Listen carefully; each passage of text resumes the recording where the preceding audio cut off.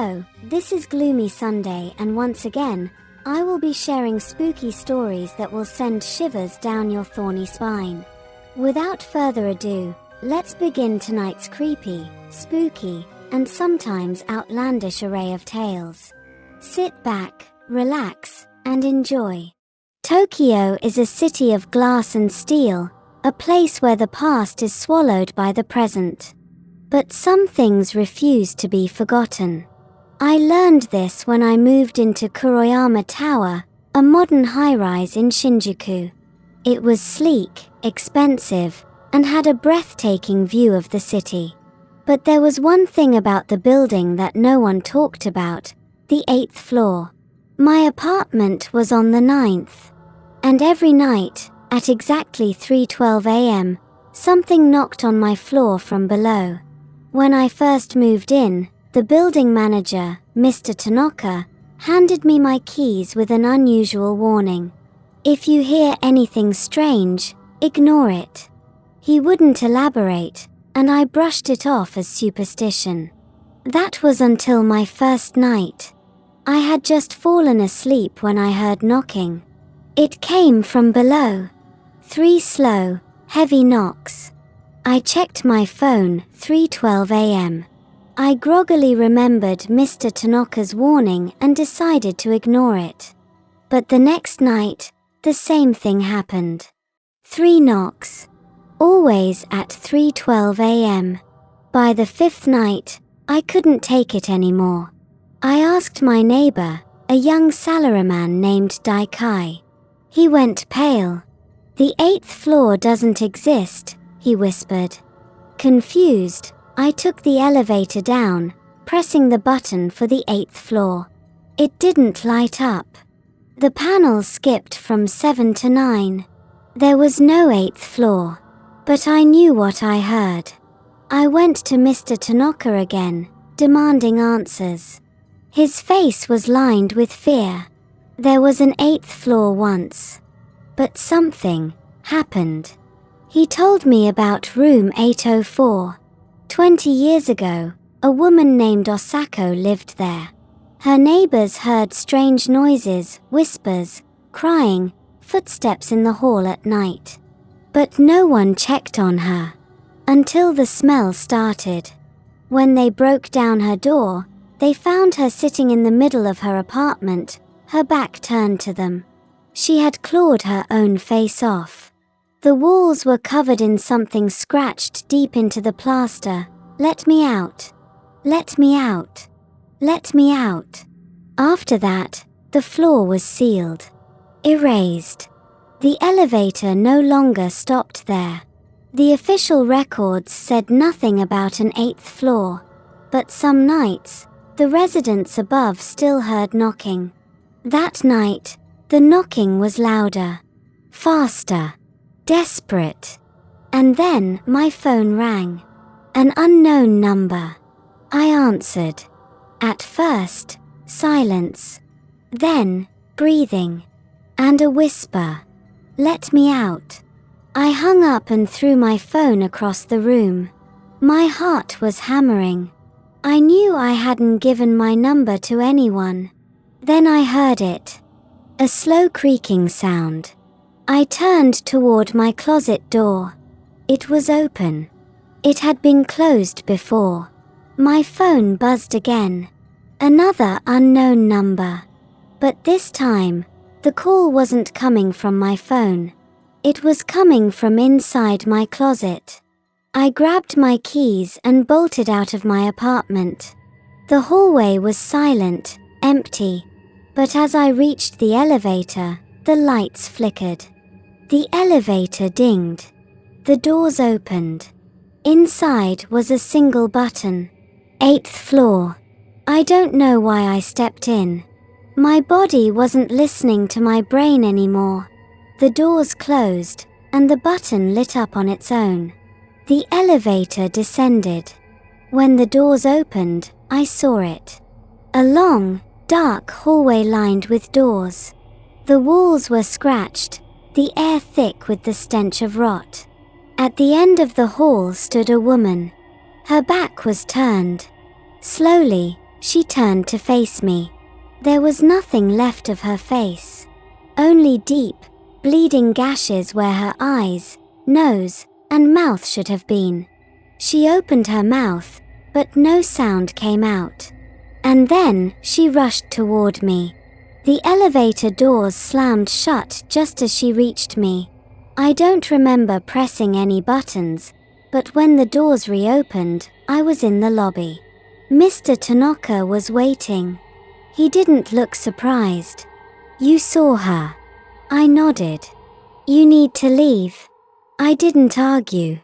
I moved out the next day. But sometimes, late at night, my phone buzzes with an unknown number. And at exactly 3:12 a.m., I still hear knocking. This story plays on one of Japan's most chilling urban legends, the idea of hidden or cursed floors. Many older buildings in Japan don't have a fourth floor, which sounds like death, but some whisper about missing eighth floors too, erased from records due to terrible incidents. The ghost of Osako represents an onri, a vengeful spirit common in Japanese folklore. Onri don't just haunt places, they linger, seeking release, dragging others into their suffering. The idea that she can still call, still knock, makes the horror inescapable. The use of 3:12 a.m. is no accident either. Japan has a belief in dead time, similar to the Western witching hour. Many supernatural occurrences are said to happen in the early morning hours when the world is at its quietest. Perhaps the most unsettling part. Even though the protagonist escaped, the ghost never stopped looking for them. Let's read the next story. I've never been the type to get scared easily. Ghost stories, urban legends, and things that go bump in the night, none of it ever really got to me.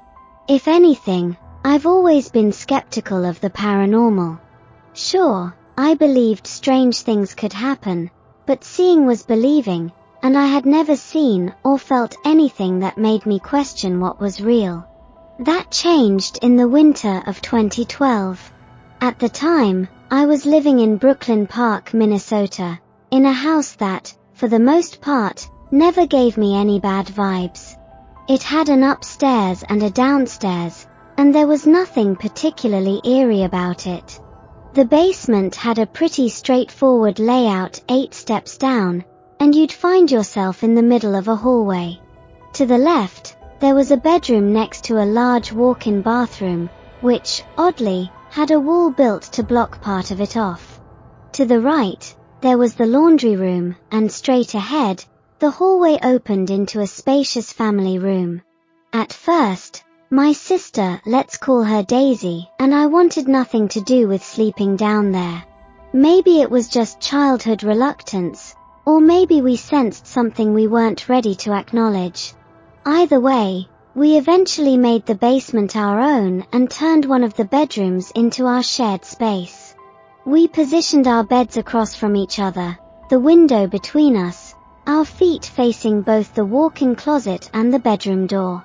My mom always warned us to be mindful of how we arranged our beds, saying we needed to be careful about the direction we slept in. Something about energy. Something about spirits. We ignored her advice. For a while, everything was fine. Life went on as usual, and the basement felt like ours until Daisy moved into the extra room she had carved out from the family room. That's when things changed. At first, it was subtle. A feeling of being watched. A heaviness in the air at night. Little things that I dismissed as my mind playing tricks on me. But then, one night, I woke up to something I couldn't ignore. I don't know what stirred me from sleep, but the moment I opened my eyes, I felt it, someone sitting on the edge of my bed.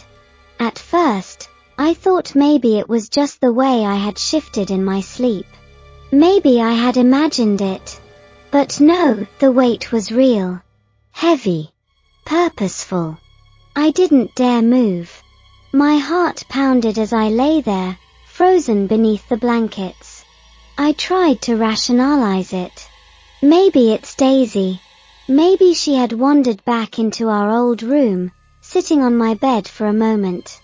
But deep down, I knew better. And then, I felt it.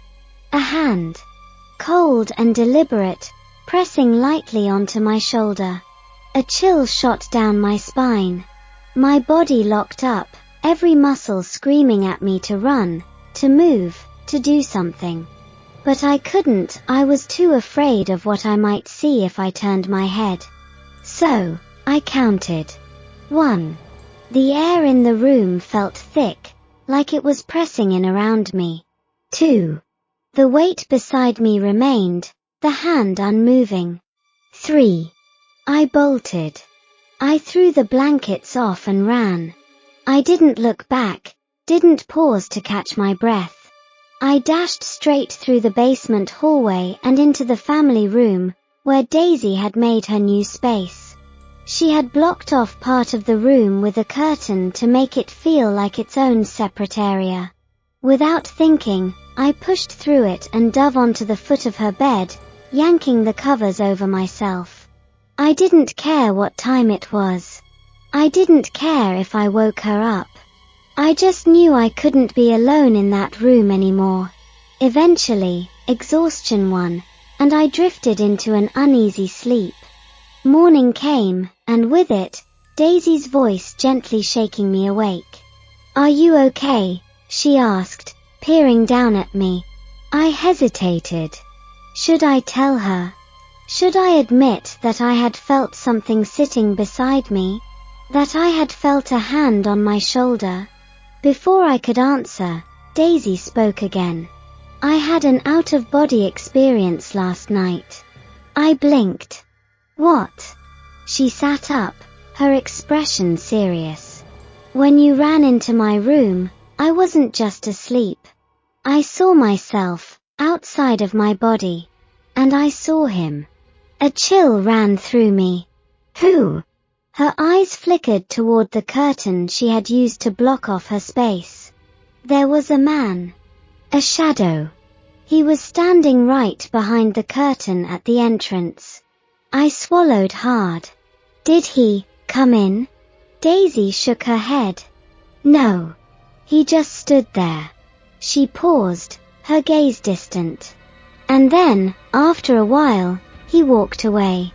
I was stunned. I didn't know what to say, what to think. But I knew one thing for certain. Something had been in that basement with us. And it had been watching. This story is truly unsettling. The slow build-up of eerie sensations, the weight on the bed, and the chilling revelation from Daisy all work together to create a gripping and deeply unnerving experience. The fact that both siblings experienced something supernatural in different ways makes it even more haunting. The open-ended nature of the ending, knowing that something was watching but not understanding what or why, leaves a lingering sense of unease. It's a well-crafted, suspenseful tale that taps into primal fears of the unknown. I hope you enjoyed our spooky and strange stories. Join us next time for more. Take care and boo-bye.